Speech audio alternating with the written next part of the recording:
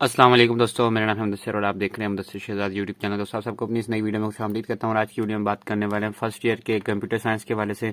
और आज मैं आगाज़ करने वाला हूँ फर्स्ट ईयर की डेफिनेशंस आप कह सकते हैं या शॉर्ट क्वेश्चंस कह सकते हैं उनका, और विद आंसर्स आपको मैं जो है वो बताऊँगा, क्योंकि बहुत ज़्यादा दोस्त ऐसे हैं जिनके पास गाइड्स वगैरह नहीं होती या जो ट्यूशन वगैरह पढ़ते हैं और उनको सही गाइड नहीं मिल रही होती कि कौन से क्वेश्चन किस तरह करें या कितना आंसर होना चाहिए। तो शॉर्ट क्वेश्चन उस हवाले से मैं आपको बताऊंगा और फर्स्ट चैप्टर से स्टार्ट करते हैं हम।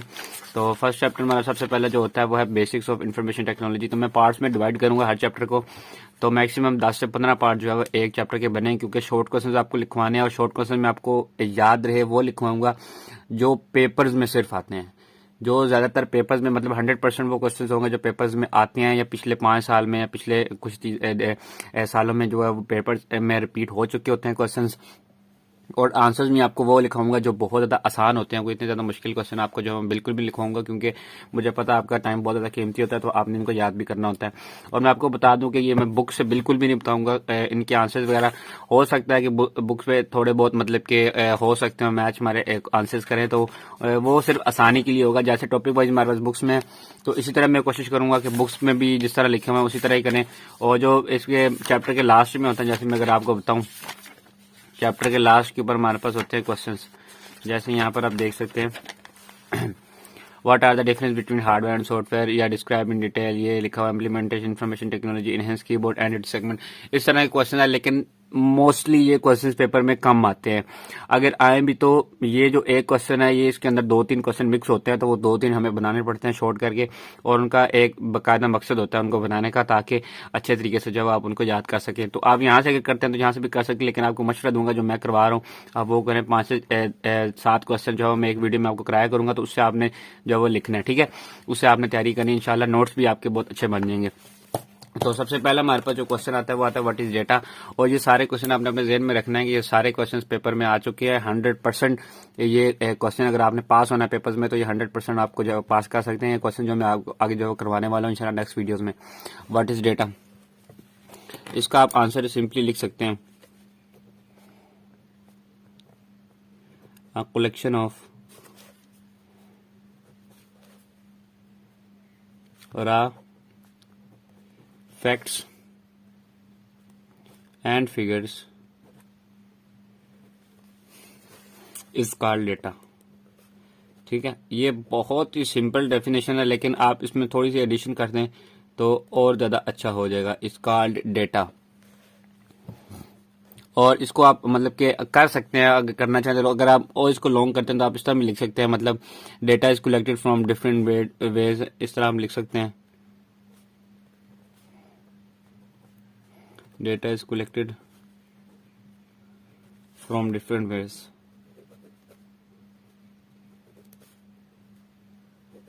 फ्रॉम डिफरेंट वेज, ठीक है। उसके बाद आप मतलब कि आगे भी लिख सकते हैं it is not useful, it is a useful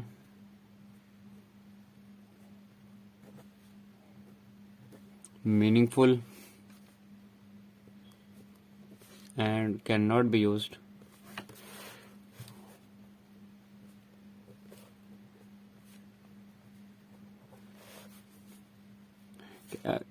and cannot be used for decision making। कोई भी आपने डिसीजन नहीं ले सकते, ठीक है। डिसीजन, उसके बाद आप लिख सकते हैं स्पेस देख के लिख ले मेकिंग। आप इसको थोड़ा सा और लॉन्ग करना है तो वो भी लिख सकते हैं। डेटा में भी इन the form of numbers, characters, symbols, sounds, images, video clips, ये सारा जो आप लिख सकते हैं आप अगर लिखना चाहें तो। वैसे इतना लिखेंगे तो कोई आपको मतलब के नंबर आपके नहीं कटने वाले। उसके बाद दूसरा क्वेश्चन हमारे पास आता है वो आता है डेटा प्रोसेसिंग का, कि डेटा प्रोसेसिंग हमारे पास क्या होती है। अच्छा, आपने एक चीज ध्यान में रखनी है कि मैं जितने क्वेश्चन भी लिखवाऊंगा उनमें सारों में शुरू में या तो वर्ड लगेगा या डिफाइन लगेगा, वो मैं आपको साथ बताता जाऊंगा, ठीक है। डेटा प्रोसेसिंग, इसमें वर्ड लगने वाला है। व्हाट इज डेटा प्रोसेसिंग, ठीक है, ओके हो गया। डेटा प्रोसेसिंग के डेटा प्रोसेसिंग क्या होता है, ठीक है, इसका मैं आपको बता the process of converting data into useful information. The process of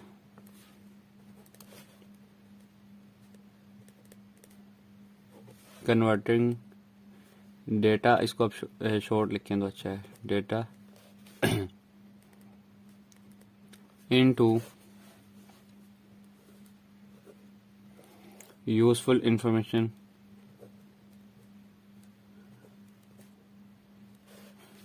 is called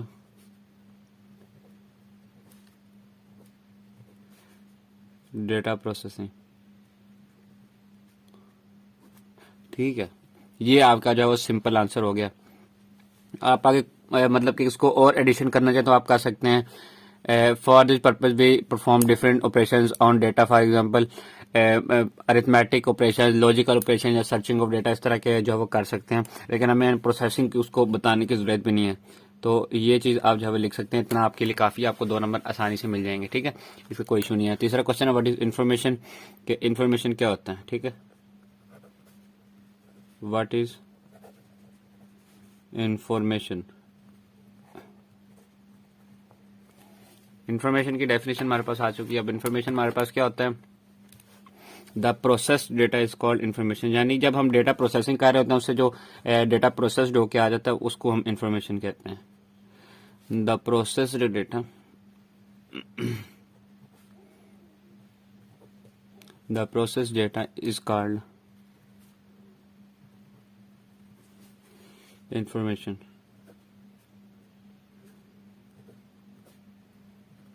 the process data is called information. आप आगे लिख सकते हैं information is useful and meaningful.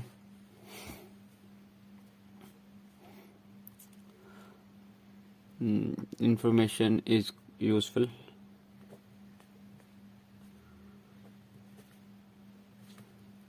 information is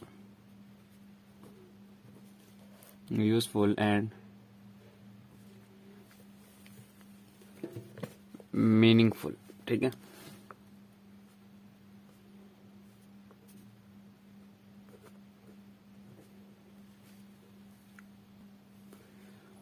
it can be meaningful लिख दिया। ठीक है, information is useful and meaningful.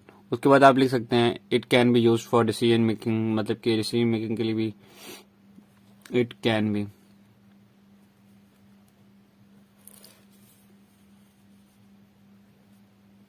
Used for. ये देखें ना, अब ये प्रोसेस डेटा जो हमारे पास आ जाता है इसको आप डिसीजन मेकिंग के लिए इस्तेमाल कर सकते हैं। It can be used for decision making, decision making.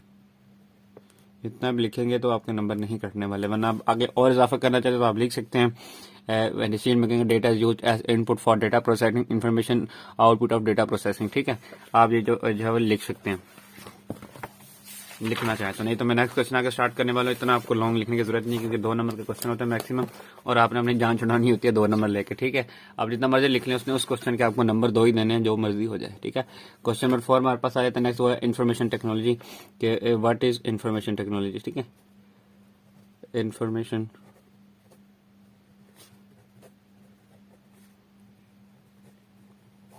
Technology. ठीक है, कि इन्फॉर्मेशन टेक्नोलॉजी क्या होती है।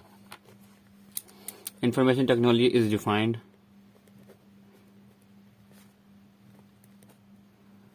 information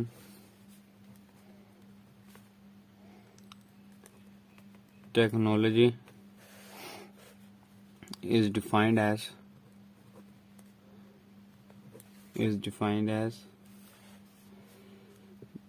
the technology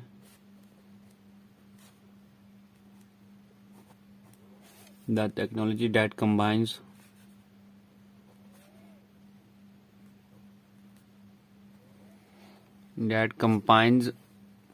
computing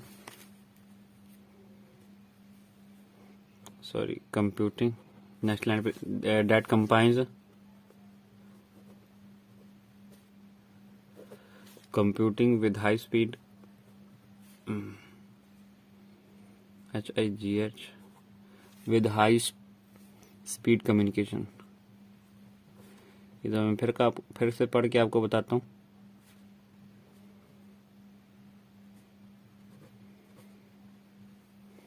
communication links for carrying data in the form of text, for carrying data, CARRYING, carrying data in the form of text, sound, या जो भी आप लिख सकते हैं। टेक्स्ट की फॉर्म में होता है, साउंड की फॉर्म में होता है, वो हमारे पास हो सकता है, इमेज की फॉर्म में भी हो सकता है, ठीक है, इमेज की फॉर्म में भी हो सकता है। उसके बाद हमारे पास video and video etcetera, video की फॉर्म में भी होता है, ठीक है, वीडियो एक्सेट्रा। उसके अलावा और लिखना चाहें तो मतलब कि आगे लिख सकते हैं from one place to another place, from one place to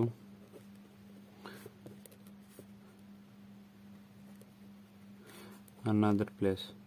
मैं आपको फिर से पढ़ के सुनाता हूँ, ये है थोड़ा लॉन्ग जरूर, लेकिन ये बहुत आसान है। Information technology is defined as the technology that combines computing with high speed communication links for carrying data in the form of text, sound, image and video etcetera from one place to another, ठीक है। उसके बाद हमारे पास next question आता है जो कि question number 5, जो कि है डिजिटल कन्वर्जेंस। कि डिजिटल कन्वर्जेंस हमारे पास क्या होती है। 5 नंबर,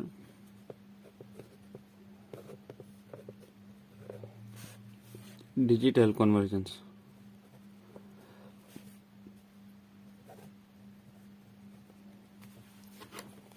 डिजिटल कन्वर्जेंस क्या होती हैं। Due to information technology,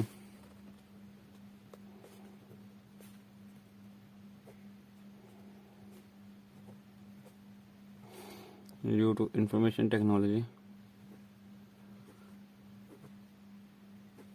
due to information technology different organisations, different organisations. अच्छा, आपको मैं एक और चीज़ बता दूं, अगर आपको ये क्वेश्चन मतलब कि आप कहते हैं कि ये लफ्ज़ इधर होना चाहिए था, ये इधर होना चाहिए था, तो आप इनको अपनी मर्जी से भी एडजस्ट कर सकते हैं। अपनी जिस तरह आपको आसान लगता है आप उस तरह जो है यूज़ कर सकते हैं इनको। Industries and institutes,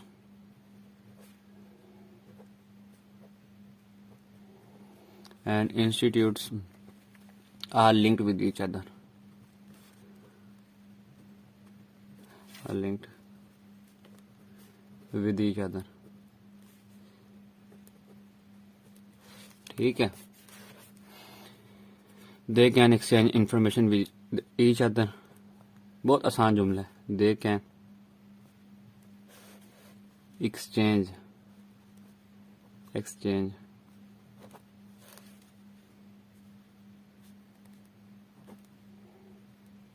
information with each other,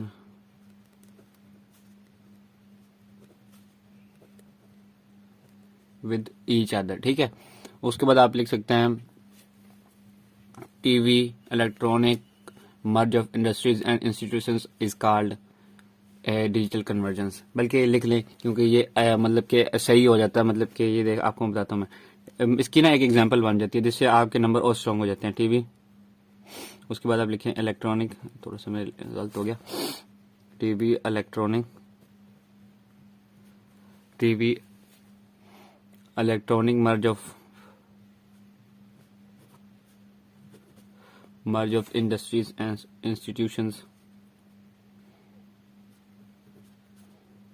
industries and institutions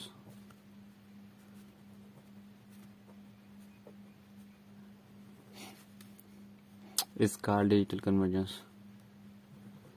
मतलब ये सारी चीजें जब मिलकर काम कर रही है तो उसको डिजिटल कन्वर्जेंस कहते हैं, ठीक है।